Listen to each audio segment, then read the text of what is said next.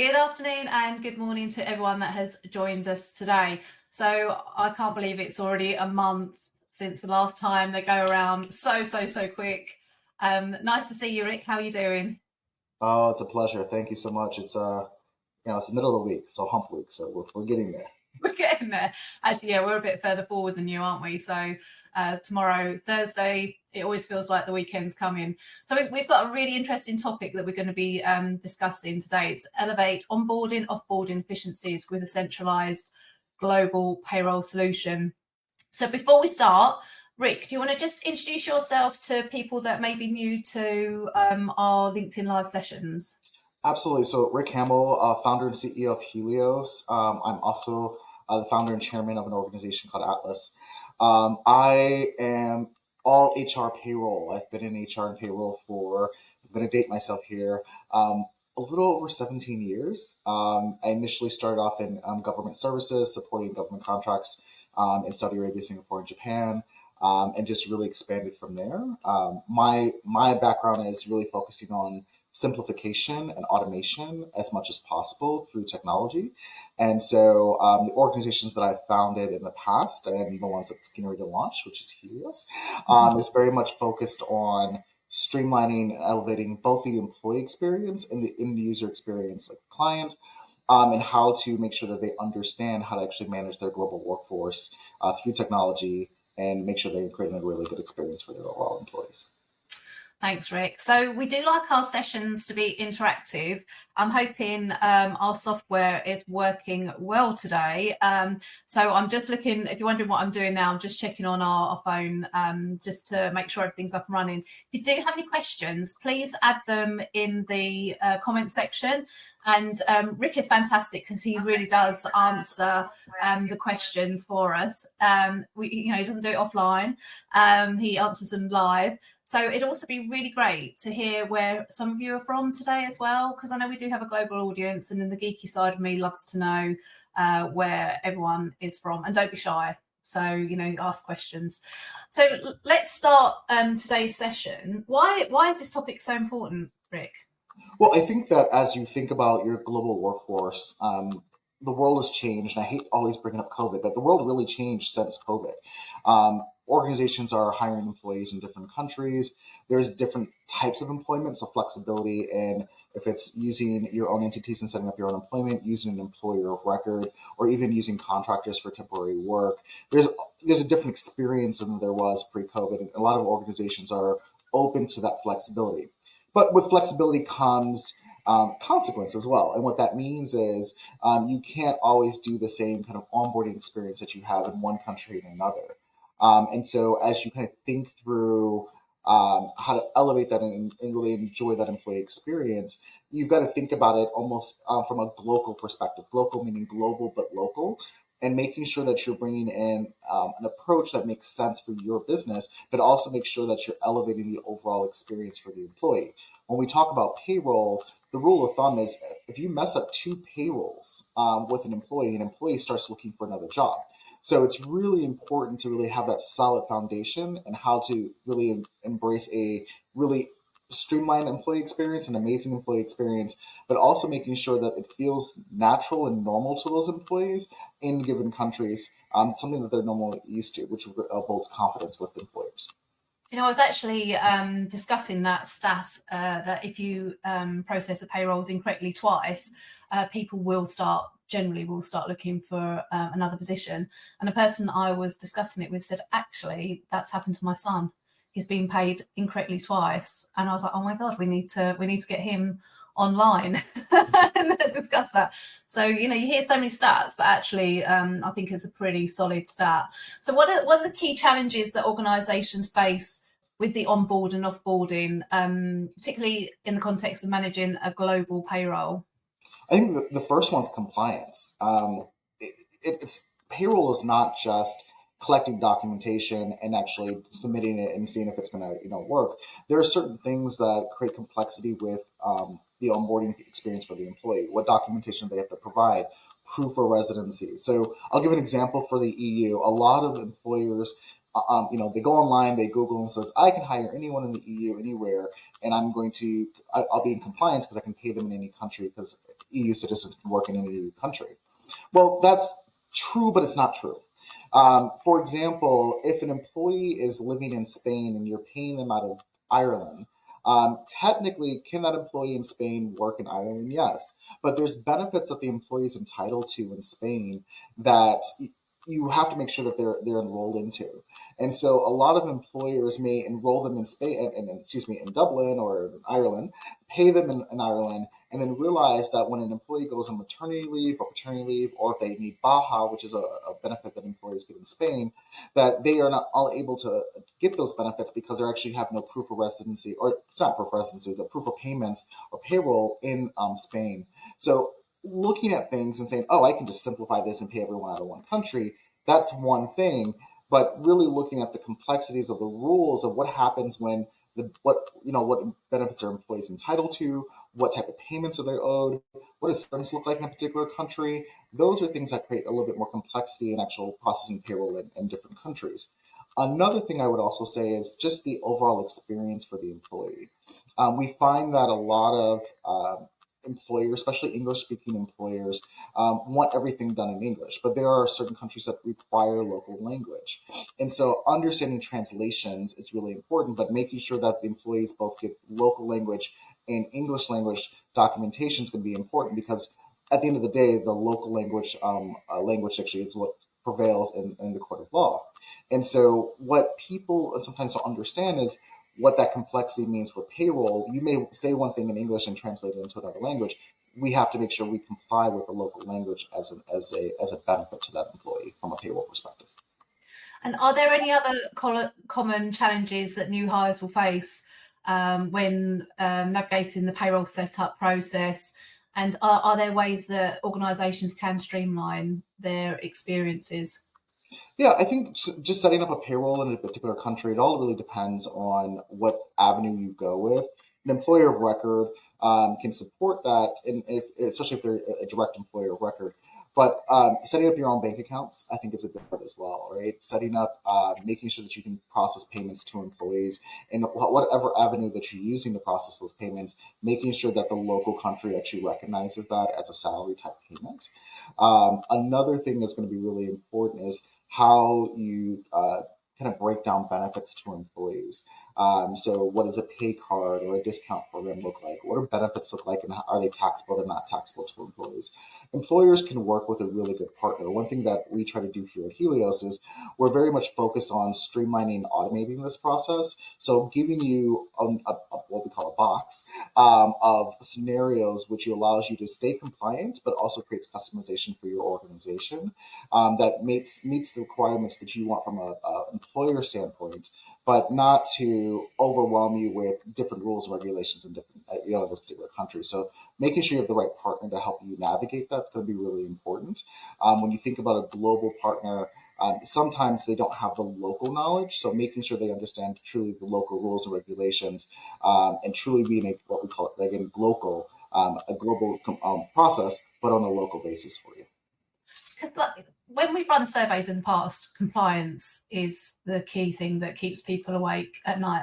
And again, when you just talk to people in our profession, compliance is the key issue. So what advice would you give people to ensure that they have the right providers? Because that's such a key thing, isn't it? Like, is there any advice that you would give people to ensure that they do get the right partners in these different countries that they may be processing payrolls in? Yeah, I think some of the biggest ones that you're gonna have to ask. One is what's their quality assurance process that they have in place? How are they ensuring that calculations are done correctly? How are they ensuring that their partner is a legitimate partner in that particular country if they're using an aggregated kind of process? Another one is their own certification. So, SOC 2, your ISO 27001, those type of certifications. What is the organization doing to making sure that they are above board at all times? Then you also want to understand what their processes are. What's their disaster recovery process? What happens if their provider is no longer available in that particular country, or if something happens? What are they putting in place to ensure that they have business continuity, which is really important as well.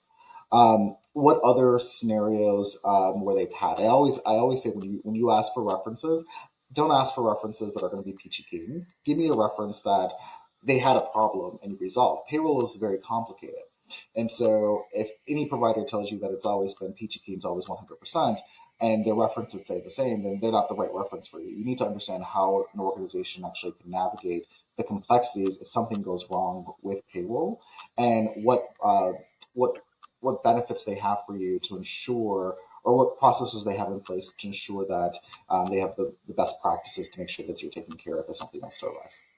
Would you also recommend to us the payroll community for references as well on different providers? So obviously with people, they will give you, as you say, the peachy clean references. Would you suggest that people do reach out to their peers and try and get some real feedback? I think it's important. There are a lot of forums on LinkedIn. You have organizations like GPA who can really support those conversations and really do kind of backdoor kind of validations of that information of who's running the organizations, what are customers saying, how are they being supported. Client retention is really important from that perspective as well. But yeah, I highly recommend finding what's the um, um, best feedback that you can get, but not just the references that a provider gives you, but what the community also says about that provider.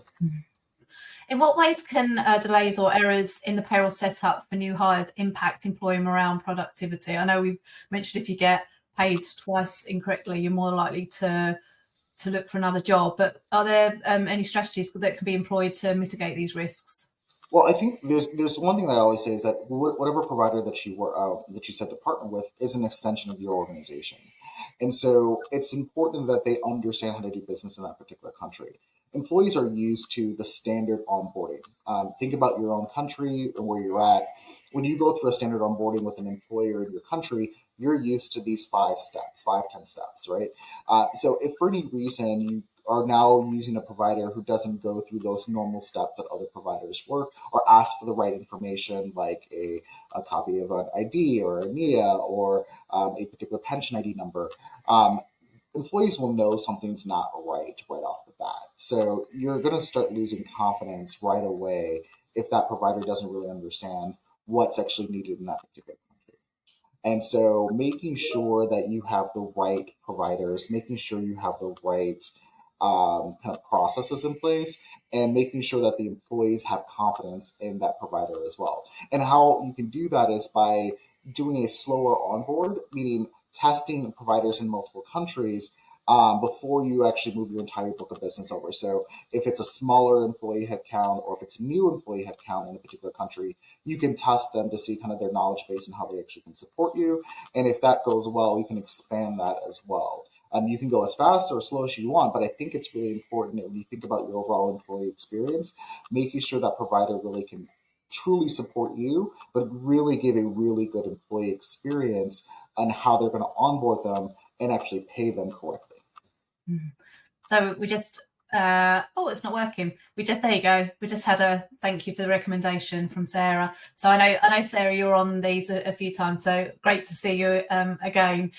So how do changes in employee status, such as promotions, transfers, or changes in employment terms, affect payroll processing? And again, what measures should be in place to ensure accurate, it's processed accurately and timely? Yeah, I think the biggest transfer that you'll probably see that's probably the biggest impact is when an employee goes from a contractor to an employee or from an employer of record to an employee, and what you want to retain with that employee. So sometimes you want to retain original hire dates. You want to make sure that you're carrying over PTO the way that you need to. So you just need to understand kind of your year-to-date kind of basis. It's really important anytime you do a transfer from one provider to another as well, is that year-to-date information has to be very clean. I always recommend, although in many countries you can transfer on a quarterly basis, I always recommend that you have those breakdowns on a monthly basis because you're going to want your new provider to audit what was done prior because they're going to ultimately be responsible for those calculations and at your end of the year reporting as well. And to be honest, 7 out of 10 times we validate something and we realize something was not done correctly. even from the top providers in the industry and some of the newer providers, you still find that there's a validation of, and sometimes you're only as good as the information you provide. But when we realize that, hey, this doesn't calculate correctly, and then they get to do a recalculation. So working with that provider that really understands, and to do that, I would always highly recommend doing it on a per pay cycle or per monthly basis versus a quarterly basis, so that you can dive in a little bit deeper to make sure it's done correctly. Yeah, I've heard some horror stories where things haven't been kept up to date on a monthly basis, and obviously it's a lot more work. So we've talked about the onboarding. So what about offboarding? What are the challenges that we're looking at there really? You've got your final pay calculations, benefits, terminations, that sort of thing. Well, I think the challenge, or the most challenging part of that will be every country has its own rules and regulations and how someone's offboarded. It's really interesting. A lot of the clients that we consult with today, and those who are on our beta test now, talk to us about some of their war stories of offboarding employees, and how we can actually simplify that for them. And one of the biggest ones is making sure that they understand the definition of termination, because that is actually what determines the calculation. So if an employee is resigning, that's one form of calculation.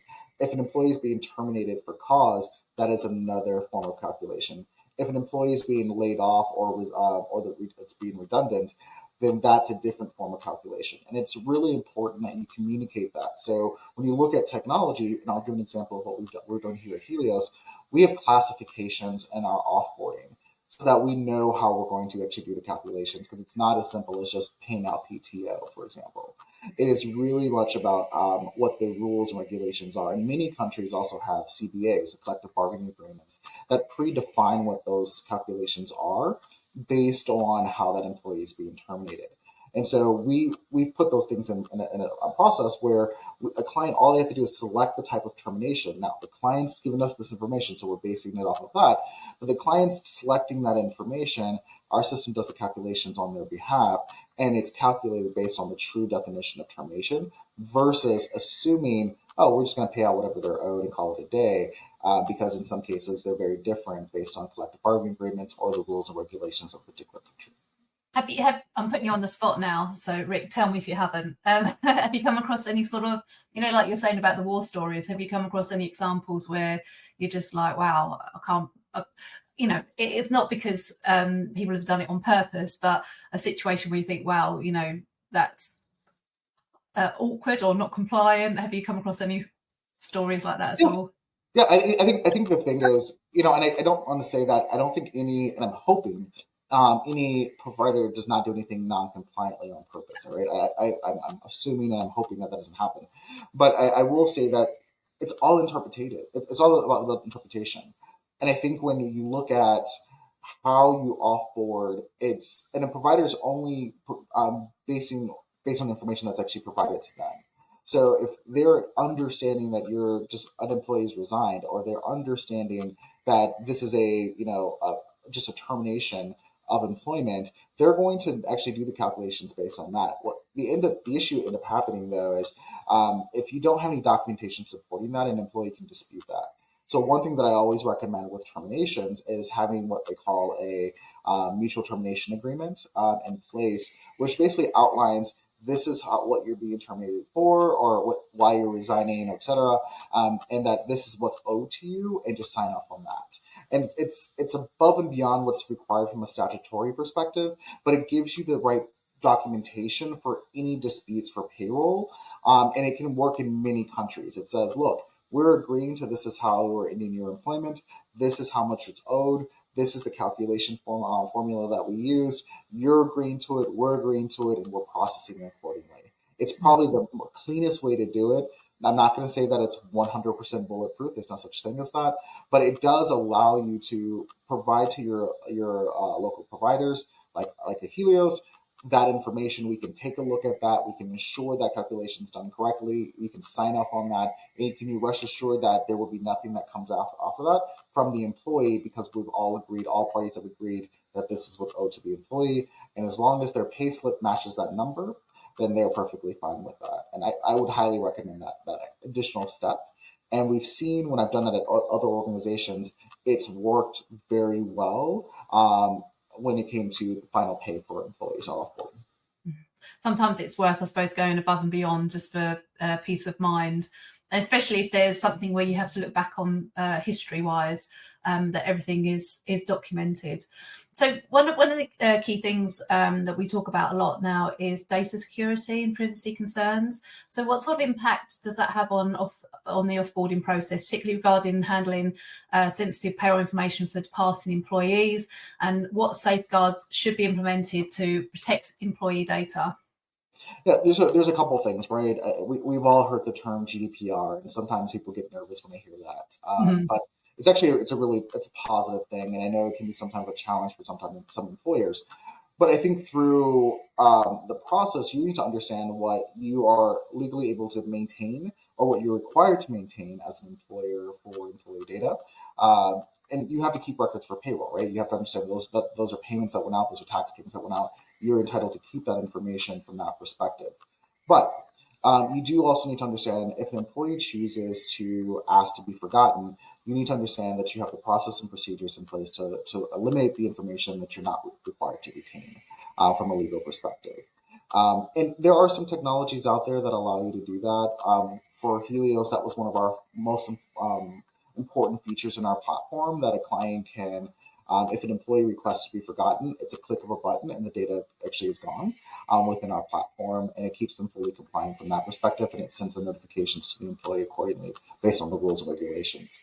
But you have to understand those. I think it's, technology can enable, but you also need to know what you're doing, what you're retaining. So there's a challenge that comes with that, but it's just really understanding, because GDPR is kind of a blanket policy, but there are certain rules on a local basis by country of what that means. And GDPR, by the way, it only pertains to Europe. So when you think about China, you think about Australia, you think about Brazil, or even the US now has on a state level data privacy rules and regulations. You need to understand what those are as well, and making sure that you stay compliant with those regulations locally as well. Mm-hmm. So we're talking about providers and software. Our software isn't working so great on what we're using today. So I just had to refresh my LinkedIn post, and we just had a couple of comments. So they always say garbage in and garbage out. I totally agree. A double and triple check everything. It's not letting me open it. Hold on. Triple check from your old system into the new system.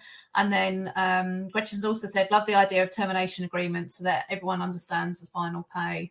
So we've got people agreeing with you there. And again, people are scared of GDPR, aren't they? The word GDPR. But I think a lot of countries are adopting a similar process, aren't they? Or have their own process there already.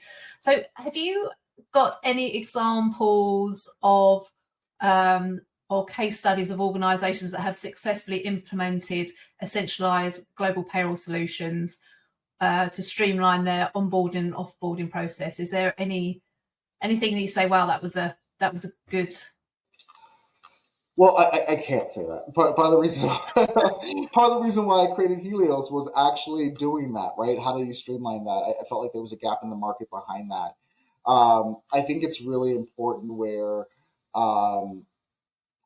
organizations have to look at what's best for their organization, but also what's going to keep them fully compliant in those particular countries. And I think what we've done here at Helios is we really focused on streamlining on a country basis. So we have what we call a country profile, and our country rules create kind of that 20% delta. So 80% of payroll is exactly the same across the globe.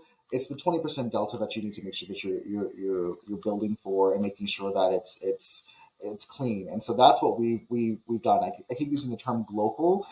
We've built a global platform that really allows us to really focus on streamlining payroll and onboarding and offboarding for employees, but making sure we capture that 20% delta to make sure it's a really good employee experience. For both onboarding and offboarding, and sometimes the offboarding is not as easy, but making sure it's as streamlined as possible. So it's obviously because I've said something about the software. The software is actually working now. So we have a question here. So let's fingers crossed. What type of identifier do you recommend so that have access to the employee's history, but you're also compliant with the employee's request? Yeah, I think I think there's software that can do that for you. I can give some recommendations, Andrew. I can, if you want to ping me on LinkedIn, I can send some over to you. I've got a few that we've looked at from a technology lens that we've put into our platform. But I'm happy to ping that if you want to send me a message on that. I'll send you a few links for you to take a look at a couple of those providers. Thank you, Andrew. And we have another question. You're good for another question? Yeah. What are the different ways global payroll companies operate? I'm aware of the aggregator model where one central organisation subcontracts local payroll companies. What are the alternative models? Also, aside from having one central point of contact, what are the other ways global payroll companies add value? Well, that's quite a big question. Yeah, it's a great question. So one thing that I would recommend, like the aggregator model is probably the easiest model that's out there. Some of the largest payroll providers are all aggregators. And to be transparent, Helios is going to be as an aggregator as well. The difference with that is, though, we've got some quality control processes in place where we can actually validate that information pretty quickly. Our entire process is automated. There's no Excel files, there's no uploads to a SharePoint. Everything's actually done within our platform from both collecting and setting up on the client level and on the employee level. So it's not the aggregator issue problem or the setup from a payroll perspective. It's how you're leveraging that data within the technology that you're leveraging, and then how they're actually pushing that information, how they're controlling that information when it comes back, and validating that before it gets to you and to the employees. There are some local providers who do the actual calculations themselves, but to actually do a payroll engine that can do payroll in 165 plus countries, that's actually unheard of. No one actually is doing that today. We are looking at ways that we can simplify that. So there are some countries that we do our own calculations in, but realistically, we getting back to that local knowledge, someone that really understands and can feed that information into your platform. That is the best approach, and that's why you see some of the larger payroll providers do that. I'm very much focused on a direct model as much as possible, but we also need to understand that we are not going to be able to maintain payroll calculations in every country from that perspective. So that aggregated model allows us to have that quality control. It also allows us to make sure that we're doing it the right way. Our local providers are the ones that are going to know how to manage, are up to date on those laws. Then we validate that information. We triple check that, and by the time it gets to the client, it seems very seamless. So the client doesn't see our local providers; the client only sees our platform. But it's the way that it's probably the best because you have local on the ground knowledge that's really allowing you to build your infrastructure.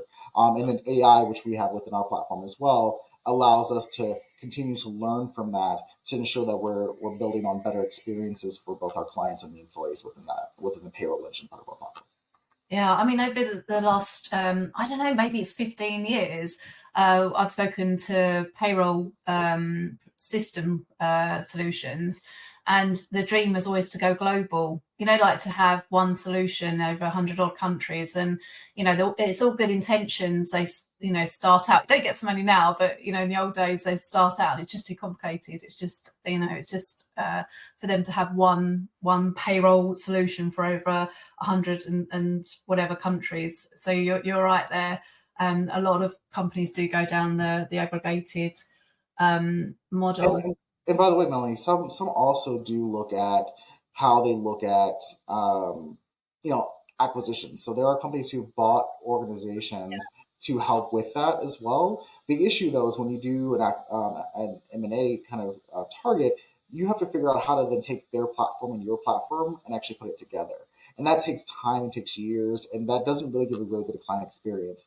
There was a couple that recently did some acquisitions, and I've actually spoken to a lot of their customers, and they've said it just feels very disjointed. It feels like two different systems. It doesn't feel like the same experience. So that's going to take some time to hammer out.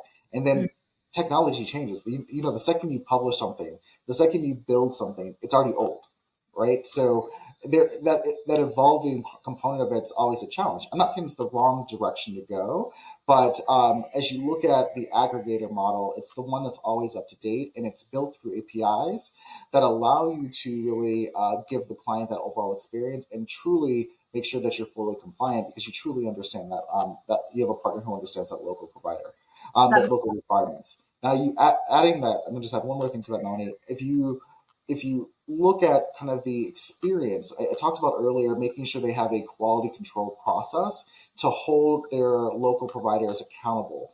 That's what's really important as well. So that aggregator who is validating that information, not just taking their word for it, but challenging them, validating them, making sure that if there have been issues in the past, that they're communicating with them with that, making sure they're elevating their technology, making sure they're using AI to improve that process, you're going to have a provider that's really strong. And it doesn't matter if they have a local provider from that perspective because they're actually validating that information for you. So for you, as the user and your employees, it seems very seamless. It doesn't feel like a third party at all. Yeah, that's a good point.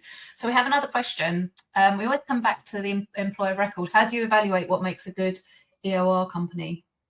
Well, I'm always a little biased to that because I founded. I was the one who coined the term employer of record. Oh, it's almost 10 years ago, and I think a good employer of record, the company that I founded is a direct model. So we own and operate all of our entities around the world, and so we don't outsource to third parties from that perspective because we want us to be the legal employer in supporting our customers and how they actually expand their business.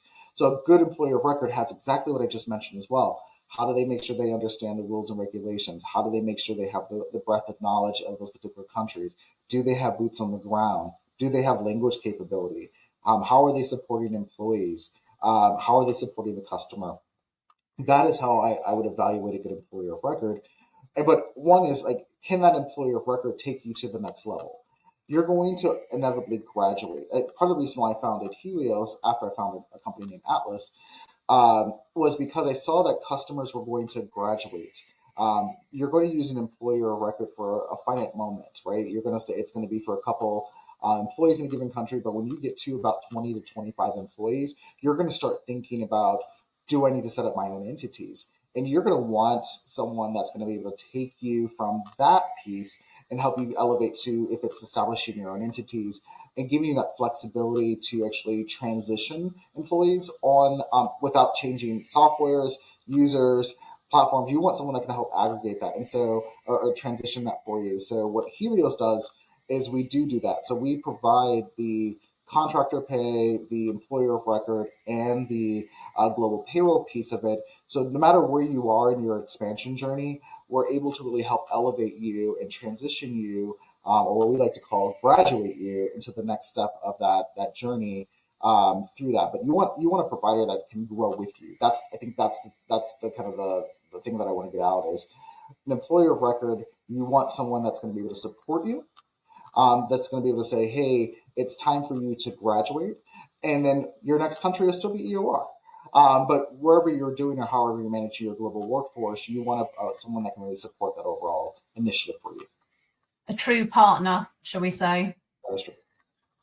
So going back to onboarding and offboarding, what role does automation play with processing a centralized global payroll? Well, I think it's really important is, again, it gets back to knowledge, but also making sure that you're collecting all the information you need up front. I think with automation as well, it's not just clicking buttons, it's how do you educate the customer through the process. So when an employer sets up kind of the framework of how they want to operate in a particular country, how do they understand what the rules and regulations in Sweden are versus South Africa versus the US versus the UK? How do they understand and make the right decisions and this is the right country for us? Once they establish that piece, then how do they understand what are they going to offer to employees? What does that look like?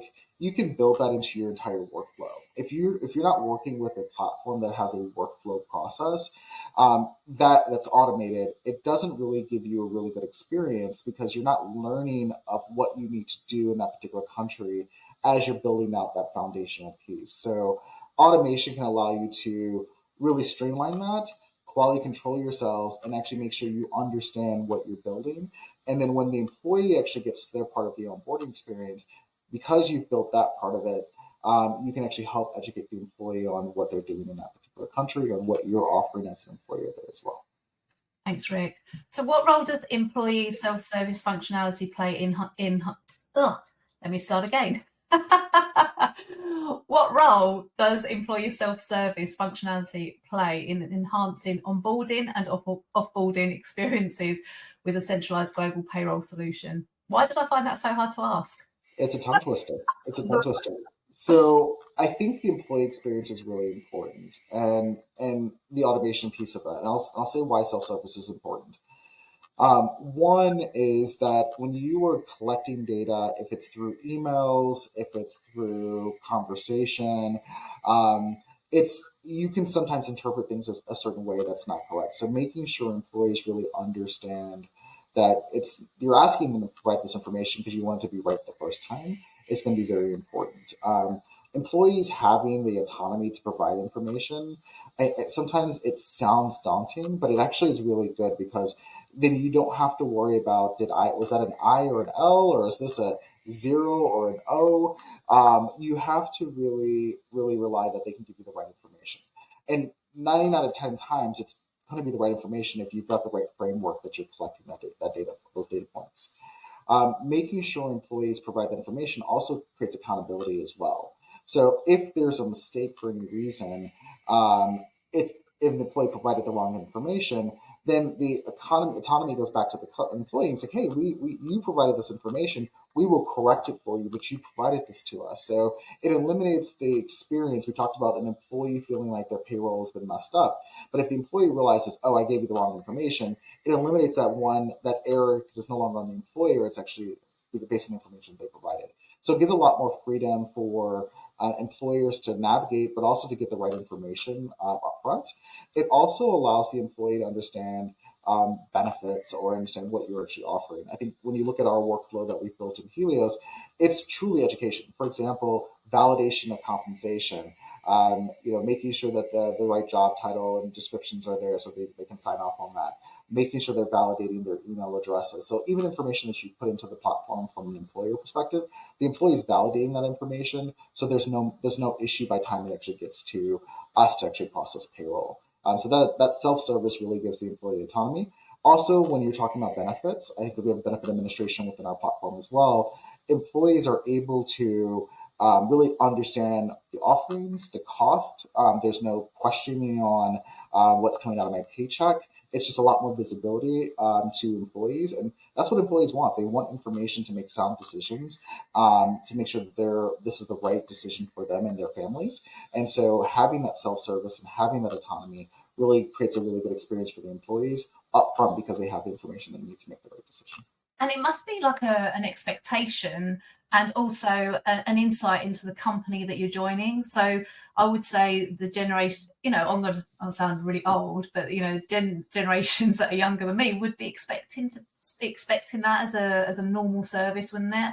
And if you didn't have the employee self-service, then I would imagine that they would feel like maybe it's a slightly older or not so modern organization. Yeah, we live in a world of information right now, and employees, and look, the generation you're referring to is a little bit younger than me as well. But when we look at that generation, and even the millennial generation, this is what we live on our cell phones. We live in a day of information. We can Google anything. We have so much access to information. I think you have to think about it from an employer perspective as well as how do you make sure that employees know what you're offering. Some employers I've had conversations with in the past, and their mindsets have changed since then. We said, hey, why don't you make sure employees understand their total compensation, not just their salary, but their benefits, their taxes that the employer pays, the pensions that they contribute to, so they can really see the total cost. And if you asked that question 10 years ago, they're like, oh, that's a lot of information. We don't know if we want to give that to employees. I think it's really important that employees see that. So when we're talking about compensation conversations, they see the true cost of what employment looks like. That visibility to that type of information really truly gives the employee insights and go, oh, I understand what I'm being paid now, my total cost as an employee versus just what I see from a salary perspective. And we've done surveys on that. It has been very positive. So when you look at our platform, we're very much about how much information do we want to share with employees, how much do they want to understand from a compensation perspective, and then even we've got benchmarking, all that integrated into our platform. Then how do you take that data point and then benchmark it to say where you are at market? Now, our clients can, or they do not have to, they can share that benchmarking information with employees within our platform, but the client themselves can say, hey, I'm comfortable where we're at. Are we in the 70th or the 95th percentile because of what I'm actually offering as a total package, not just a cash package, but a total package to the employee. And that information overload can be a little bit of information overload, but it's a lot of information employees can make for their families when they're making decisions to start work with your organization. Thanks, Rick. So we're coming towards the end of the session. So if you do have any questions, please make sure you ask away. I will say this is how old I feel. I was discussing with the rest of the team what it used to be like when I worked in London in a full smoking office. And so those of you that listened today, then maybe you may remember that also. Good things have changed, really. So my last question to you, Rick, is can you share any strategies or tips for change management and stakeholder engagement, stakeholder engagement is so important when transitioning to a centralized global payroll solution to maximize the buy-in and adoption? I think it's really important that everyone has a say to that. Like, you've heard me say this, Melanie, a million times, that HR and payroll have to have a seat at the table. I think it's a non-negotiable now. I think there's so much that HR professionals and payroll professionals bring to the organization, and really can, not just from a cost savings perspective, but also a strategy perspective, employee retention perspective.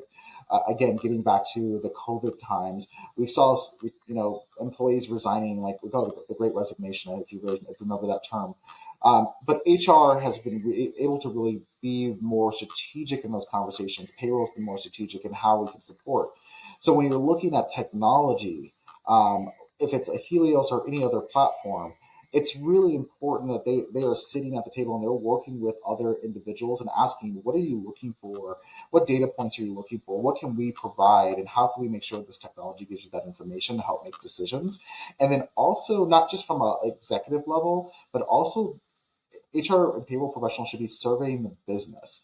If you're using a legacy platform, what do you like and what don't you like? And what can we do to get you to, have more utilization? There's a lot of statistics out there that an employee will only log in to look at their payslip or to start onboarding or offboarding, to look at their payslip or to make changes if there's a life event that happens. But we want to make sure employees are leveraging this for multiple reasons. And so the way that we've thought about it is like getting those surveys, getting feedback from our clients. We realize that employees need to have a reason to log in. So if it's communication, if it's creating community, if it's creating spaces within the platform, if it's sharing information, talk about goals, performance management, all of that can be done, and it gives a lot more visibility to the organization. But it's just really just finding out what the organization needs and making sure they're partnering with the right technology that's going to allow the organization to be successful. I don't always recommend going with the largest providers out there. One, they're costly and sometimes they're not the right what you need. It's really important to survey both the executive team or the management team and also employees, and then make decisions based on those based on that feedback on what you actually need to implement. And look, I get changing technologies are hard, so you want to have a partner as well that can make it simple. And I think that's what's really important as well. That experience can be daunting, right? And so you push back like, I guess we can stay with this company because I don't want to change it. I don't want the workload behind that. But if you have a really good provider, they'll make it they'll streamline that process for you as well. And they'll make sure that you have a lot more buy-in on a number of steps to that process. Well, thank you so much, Rick. So I've got a few words I've written down: local and compliance. I think they're the two key words from today. So we'll be seeing you again in a month's time. If anybody wants to contact you, I know you're happy for them to message you on LinkedIn, aren't you? Yes, please feel free to message me on LinkedIn. And for anyone that's interested in learning more about Helios, we are going through our beta testers right now. We're encouraging as many beta testers as possible. We are launching in third quarter this year, but we want as many people on the platform to tell us their feedback, what they like, what they don't like. So if you are very interested in becoming a beta tester, please go to helios.io and sign up for our beta test. We do screen everyone as well because we want to make sure we have the right HR and payroll professionals that are joining the kind of the beta testers. But if you are picked for the beta tester, our team will reach out to you and get you guys scheduled for our next session. So looking forward to that partnership. And if anyone has any other questions, if it's just a simple question about strategy, HR, or payroll, feel free to reach out to me on LinkedIn. I'm happy to connect. I tend to respond to everyone on LinkedIn as quickly as possible because my goal and my Achilles heel is to help people. And so if I can help you in any way, I've got a lot of cuts and bruises here. So I can help you make sure you don't make the pitfall mistakes that I've had in my career through trying to figure out and navigating kind of how to manage a global workforce.